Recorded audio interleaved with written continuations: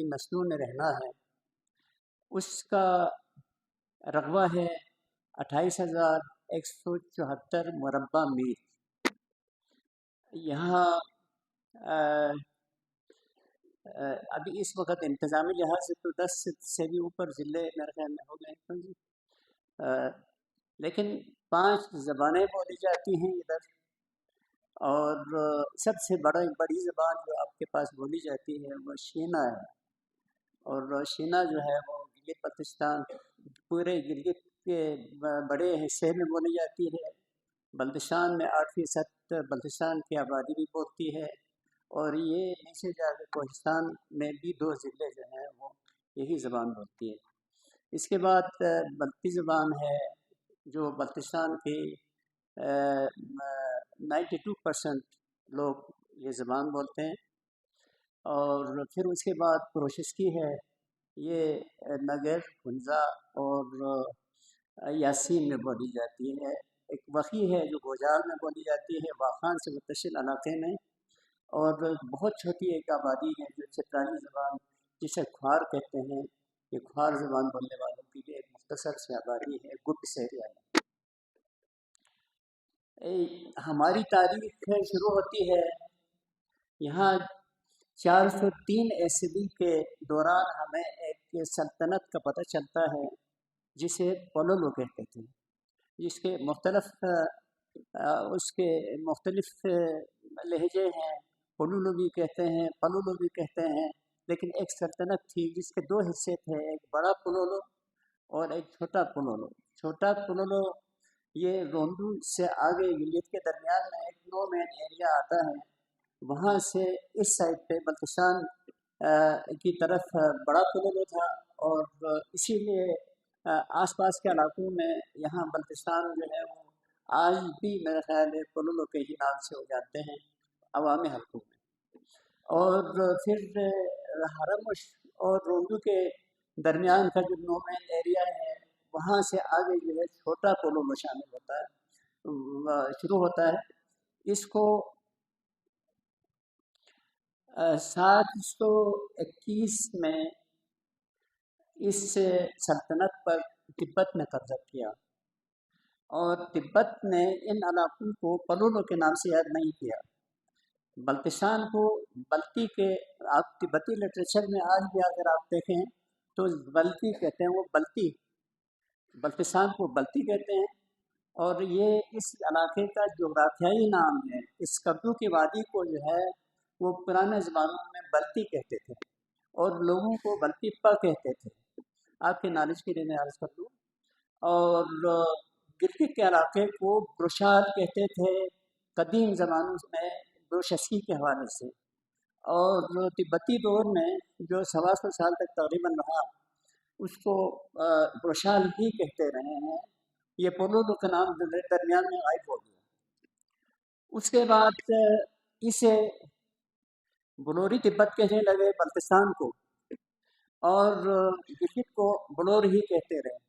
یہ عربوں سے واسطہ پڑا یہاں چترال کی سرحد پر 2 صدی میں، تقریباً 2 صدی ہجری میں، تو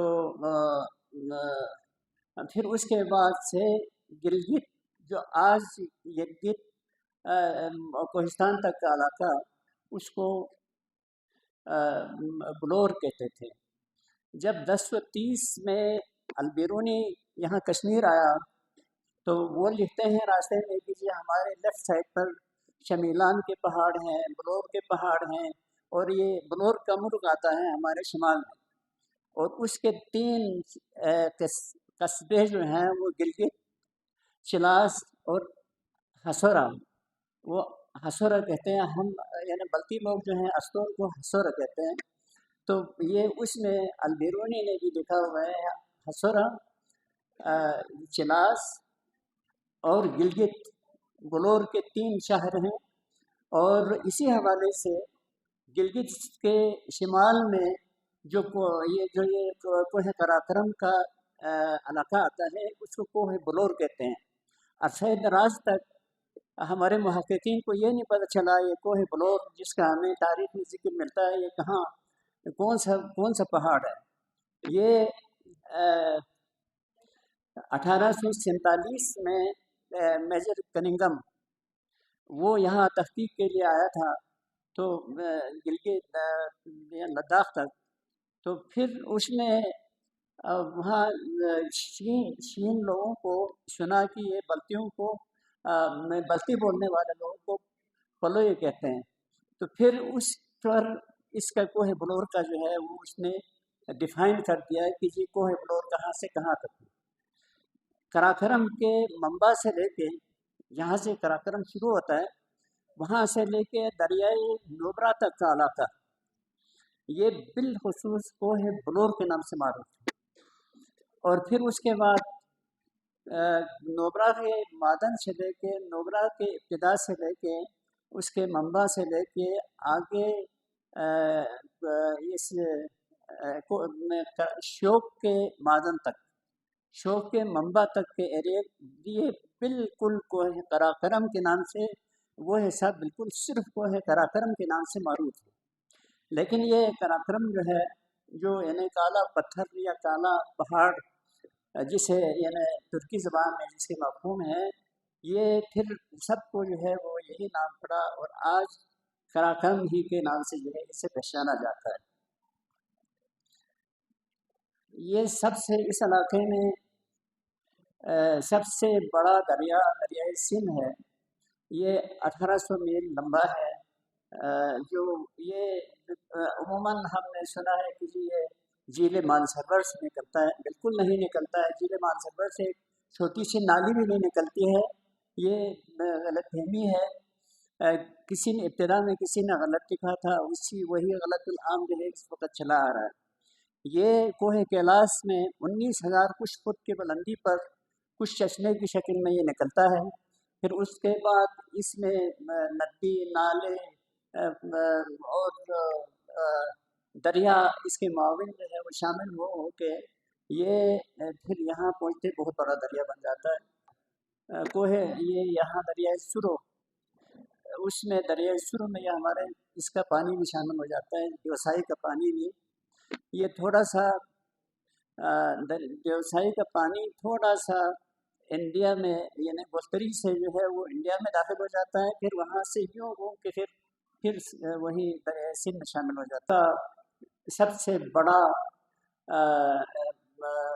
माविन दरिया जिसे ट्रिब्यूटरी कहते हैं, ये दरियाई शोक है। दरियाई शोक की कुल लंबाई अपने मंबा से लेके किर्स तक इसके 400 मील ये लंबा है।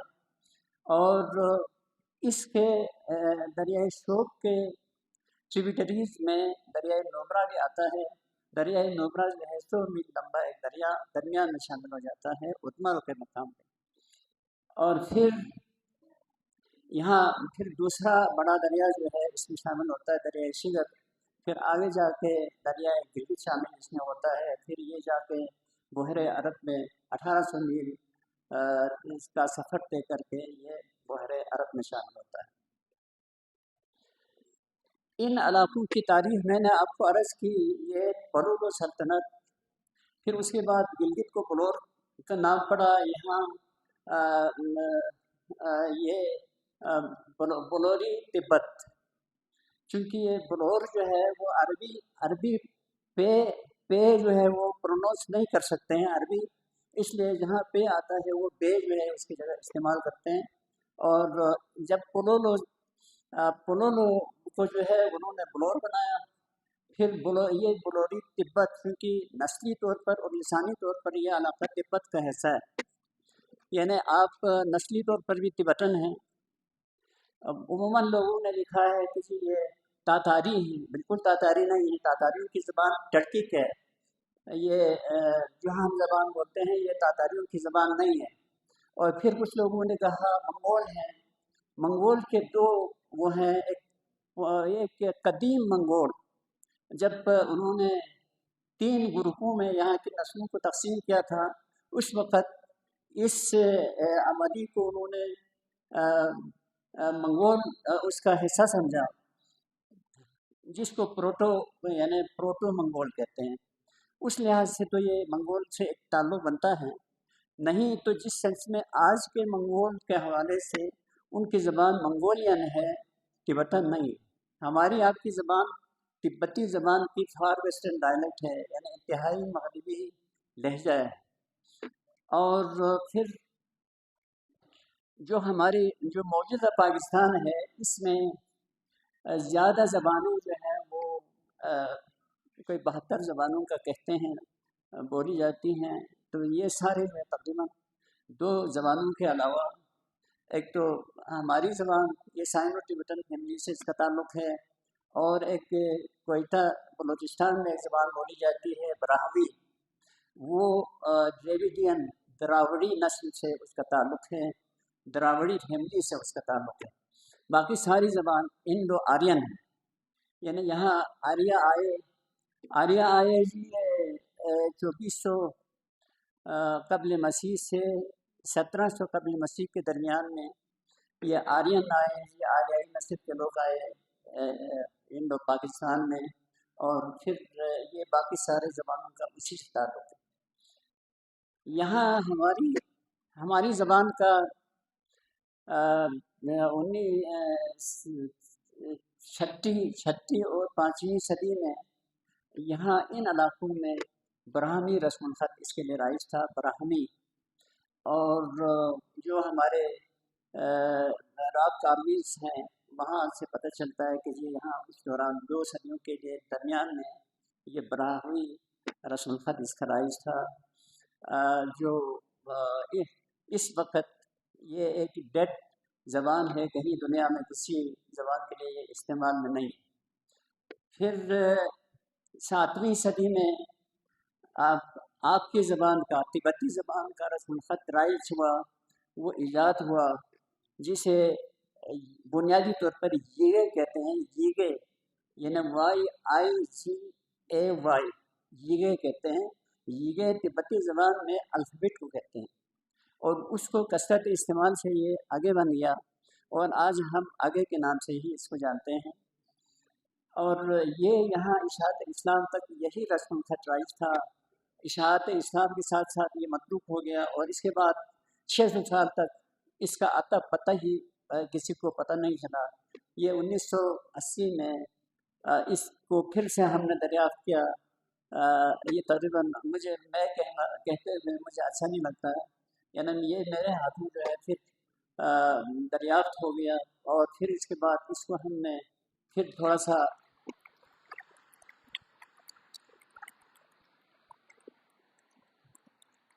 اس وقت جب 1980 میں نے دریافت کیا، تو اس وقت بلتی زبان میں 5 آوازیں ایسی داخل ہو گئی تھی جس کے لیے اس میں حروف نہیں تھے۔ ایک تو خے، غین اور قاف، یہ 3 آوازیں یہ عربی سے جو ہیں آئی تھی۔ ایک رے کے بعد رے، یہ اس کے لیے اس میں حرف نہیں تھے۔ پھر ایک ہے را، یعنی رو ہم جسے کہتے ہیں شور، تو اس کے لیے نہیں تھا۔ تو اس کے لیے حرف ہم نے شامل کیے، 5 حروف اس میں شامل کیے، انہی اصولوں پر شامل کیے جن اصولوں پر اس کے بانیوں نے اس کے باقی حروف کو بنایا تھا۔ اس کے لیے ہمیں براہمی بھی سیکھنا پڑا، اور دیوناگری بھی سیکھنا پڑا، خروشتی بھی سیکھنا پڑا۔ یہ ان سب کو جو ہے اس وقت میں جانتا بھی ہوں اور سکھا بھی سکتا ہوں۔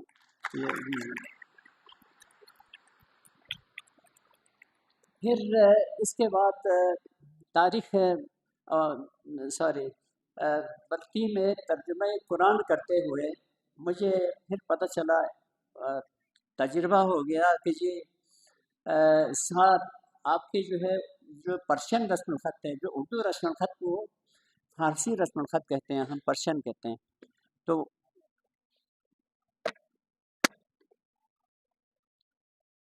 یہ بیٹھ گئے۔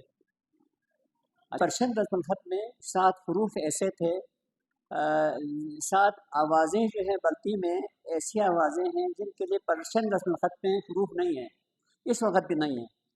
تو ان کے لیے ہم نے مقرون یعنی قریب ترین حروف پر نقطے اور علامات کے اضافے سے ہم نے اس کو بھی مکمل کیا मुझे तर्जुमे कुरान के लिए मुझे मुकम्मल करना पड़ा था।